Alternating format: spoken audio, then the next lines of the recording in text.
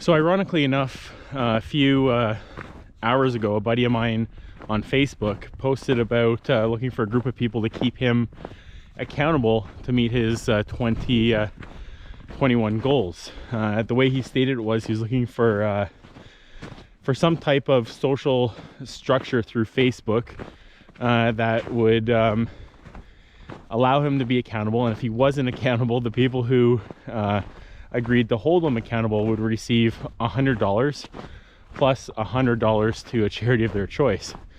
So as you can imagine, a lot of people are gonna hop on that offer to get $100, right? And it got me thinking along the lines of, does social pressure influence an outcome positively for somebody who's trying to change themselves? And I'm not sure if it does. Now, social pressure can drive an ideology underground. So I mean, you see it all the time on social media. Somebody says something that's toxic, next thing you know, 20 or 30,000 people pile on, and now that person is shamed into oblivion, never to really come back again from that. Is that positive? Well, it could stop the spread of that toxic ideology from affecting other people and gaining momentum. So sure, maybe it is positive in some circumstances. But if you're trying to meet a personal goal, if you've set a goal and you're trying to meet a personal goal, having people around you that are close confidants that check in on you and make sure that you're on track, or to see where you are in your struggle, that I think is extremely positive. Having a group of arm's length people who you're trying to maintain a certain image for or standard for, that can be a double-edged sword. I mean, when the encouragement comes, it can be incredibly empowering, but as soon as you start to falter, as soon as you start to misstep, all of a sudden you have your own internal pressures and standards that you're not meeting, and the added pressures of all those people who are basically watching your journey. And that can cause you to, like we were talking the other day, it can cause you to try and come up with excuses, and maybe those excuses cross into lies, and the next thing you know, you're on a slippery slope.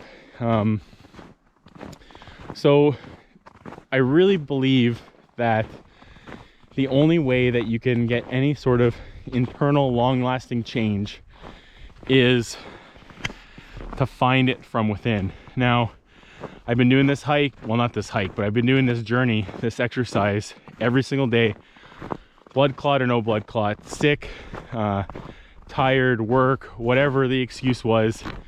I've been doing my workout every single day for 600 and some odd days. I'll have to check the number when I get back.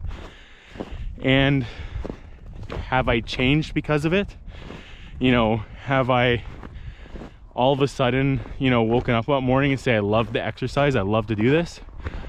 The answer is no. And you know, maybe what's driving me now is a bit of fear. I mean, I totally messed up on the diet. I got back into binging, as we talked about before, and you know, the fear of, if I let the exercise portion go, will I be an absolute free fall? And that may have been a major motivating factor in keeping me going. But after all these days, I don't wake up every day and think, I can't wait to exercise. I kind of dread it and I put it off. My mind hasn't changed, and I doubt if it ever will. And that's something that you got to work on internally. You know, at one point in my life, I know that the exercise component or the healthy living component will outweigh every other struggle that you're dealing with in life, because you'll probably be faced with you know, life-changing disease or life-changing incident that forces you to focus on it. And maybe that's when you get that much needed change.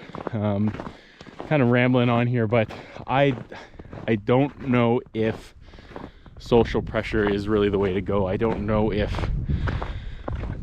mass social pressure can actually change you more than you know, that internal looking in the mirror. And as my good buddy Chris says, DFQ, you can kind of figure what that what that acronym means. You know, looking at yourself in the mirror every day and being accountable to that person, and realizing that there's nobody else who, if you're lying to that person in the mirror, then you've got a real problem. If you're lying to other people, that's the easy part. But if you can look in the mirror and lie and make up excuses to yourself, that's when you got a real problem. I know I'm kind of rambling on today, but anyways, it is what it is. It does feel really good to be out here rucking. This is the first time in probably about 7 months that I've had the backpack on. My dear friend Chris, he bought this for me after the success, after my success 7 months ago. And I felt really embarrassed about it at first because Chris, we love each other like brothers, and he, you know, has always been there for me.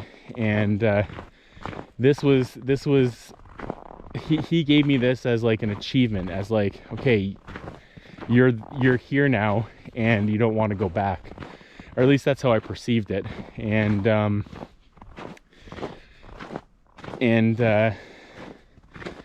I just felt really embarrassed by the whole thing because, you know, I let him down, I let myself down. Now, we had a good talk the other day and came to the realization that you know, there's nothing to be embarrassed about. It's part of the journey, and he's there with me. Why would I think any different? And anyways, I've got this backpack now.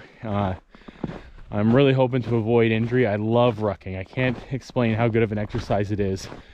I couldn't really afford to get into a Go Ruck last year, so I was using my SOG Operd backpack.